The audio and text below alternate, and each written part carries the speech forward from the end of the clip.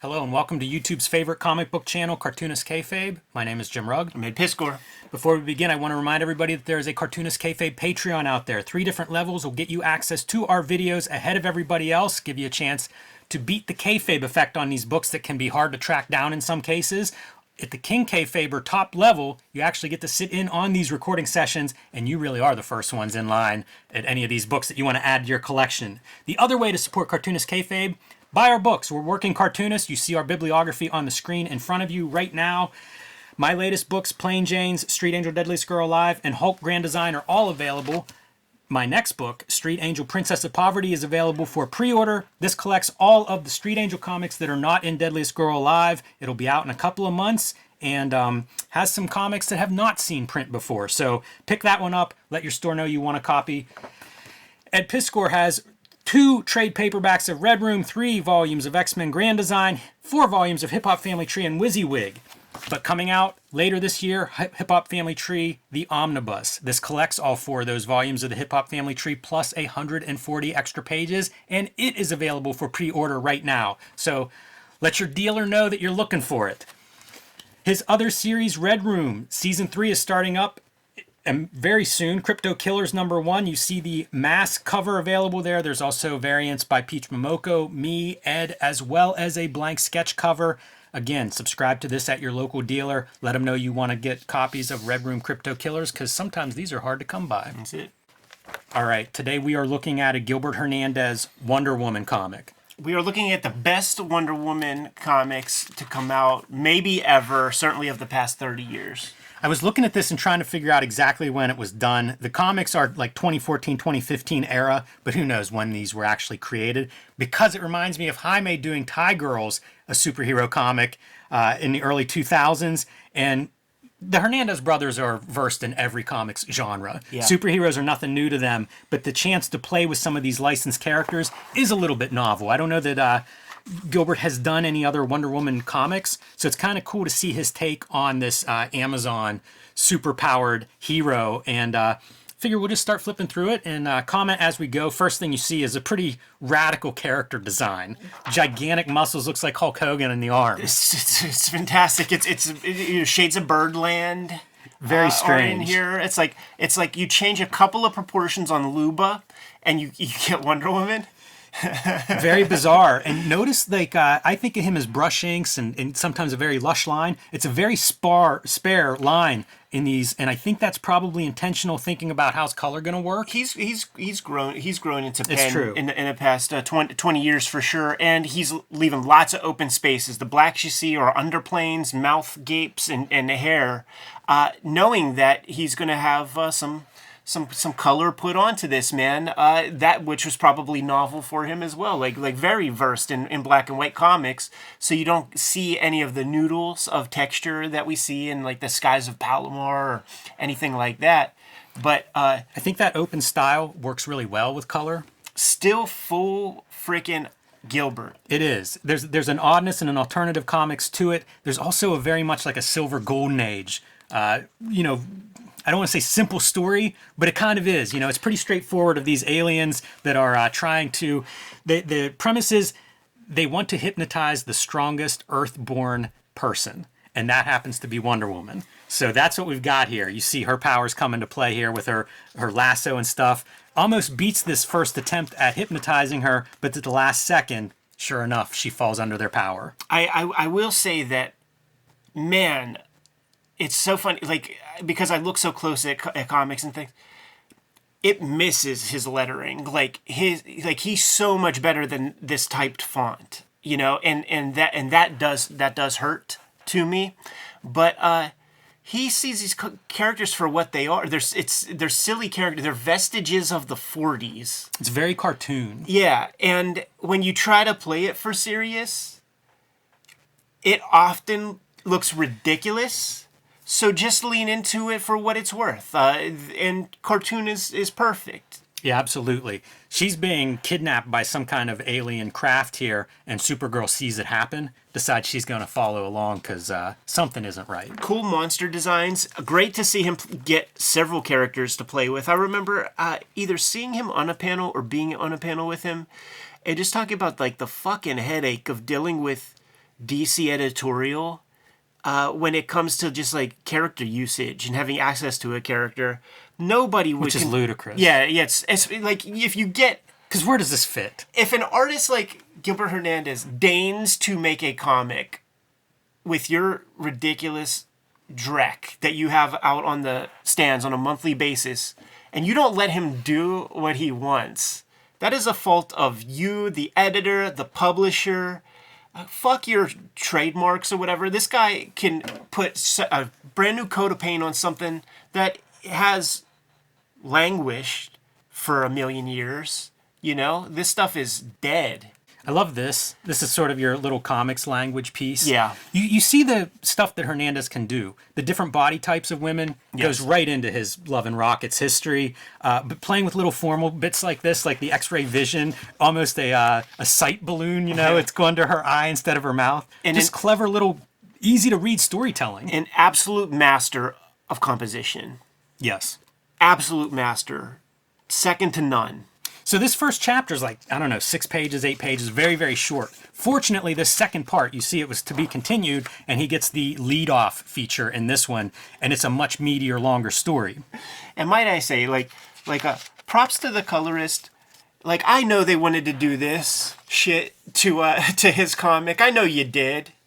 I get it. But you left him alone to an extent, you know? You gotta get your shit in a little bit with this kind of nonsense, but thank goodness, right? You cannot take that for granted that these people would be literate enough to hang back and It's very true. Give him, you know, just enough. So this story, she's taken to some alien planet, and I love that because now you can do weird colors. Right. Because who knows, you know, what it's a different sun where they're at. Yeah. So I kind of love that part. And again, it feels like it taps into that golden age of like just weird shit's going to happen. And dude, just stuff moving everywhere. Great designs on aliens. Like everybody's bouncing Totally around. cartoony. Like we're cutting through mountaintops as we're fighting because Supergirl doesn't know what's up exactly and Wonder Woman's attacking her. Unstoppable force, immovable object. Oh, Jim Ross could go out to lunch calling this fight. Such a slugfest. And he could tell you where this guy went to college. I was trying to think of a sport he might have done. He was a fencing major. Canyon. Look at the scale, though, of these two as they're like fighting back and forth to set up that they're going to charge into each other with this megaton explosion.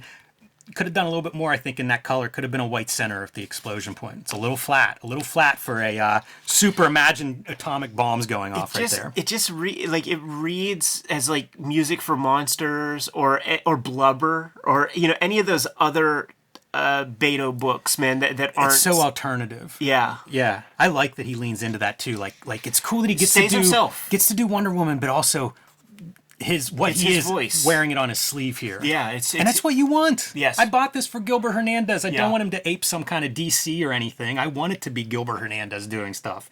And who shows up? He gets another character to play with. Phoenix. No, Mary Marvel. Right.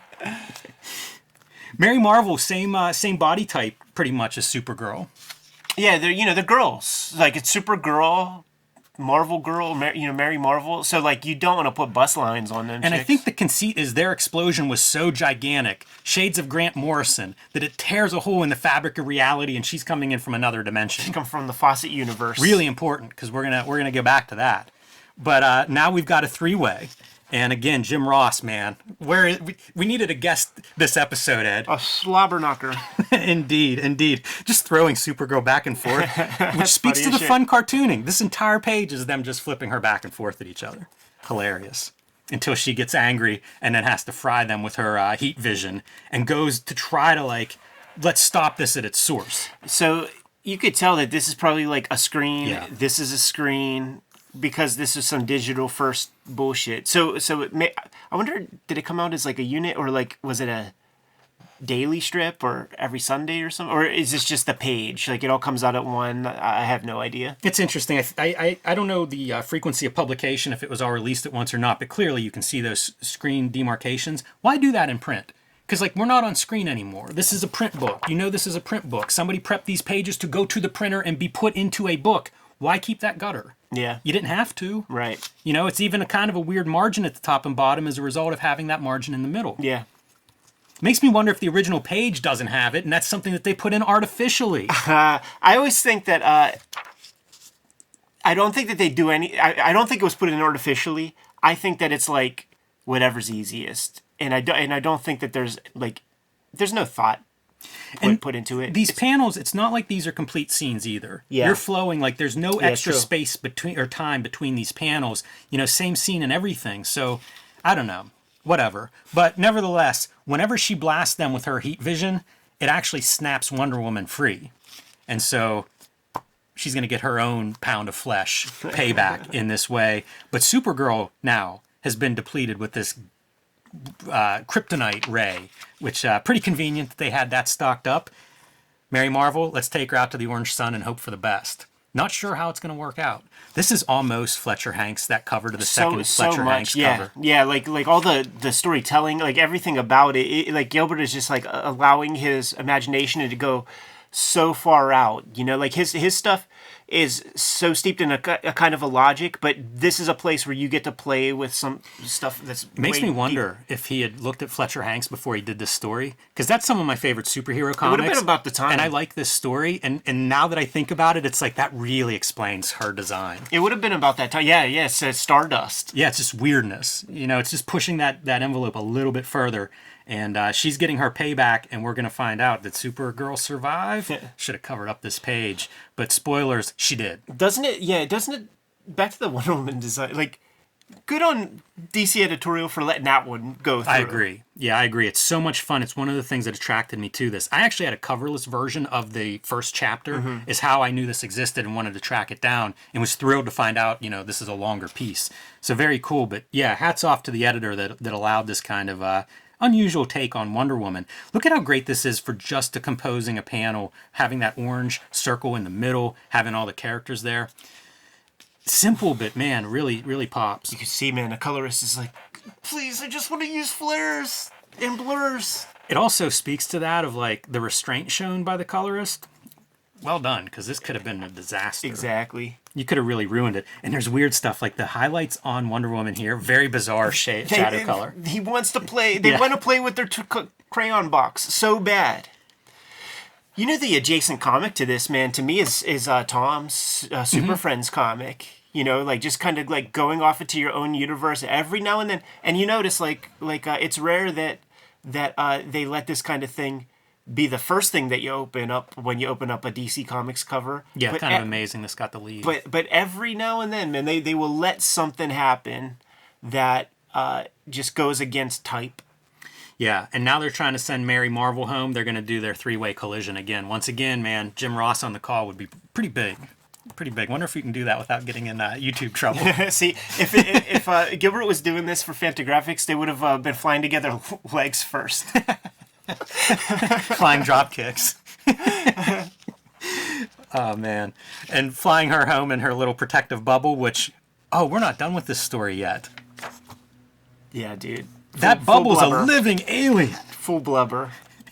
So, pitches him out to the moon and kind of talks about her strength coming back and how she didn't realize she was the most powerful Earth-born human on the planet. Never thought about it, never had to. And here we go, bouncing back to reality. The compositions, Jimmy. Every panel, perfectly composed. It reads so effortlessly.